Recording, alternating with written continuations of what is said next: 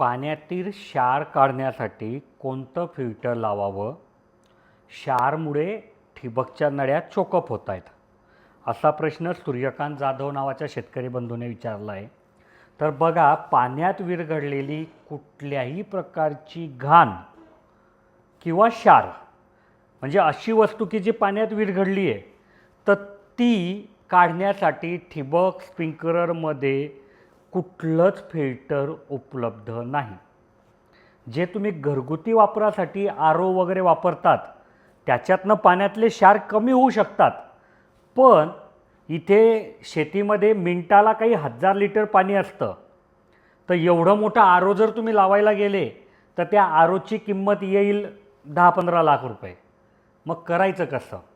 काही कंपन्या दावा करतात की बाबा त्यांनी ते पाणी इथले क्षार काढायसाठी काहीतरी बनवलं आहे, पण मी परत तेच सांगेल की तेही तंत्रज्ञान योग्य आहे, पण ते शेतीसाठी योग्य नाही. कारण शेतीसाठी पाणी फार मोठ्या प्रमाणात लागतं आणि एवढ्या मोठ्या प्रमाणासाठी तुम्ही ते घ्यायला जाल तर ते महाग जाईल, प्लस त्याचा मेंटेनन्स वाढेल.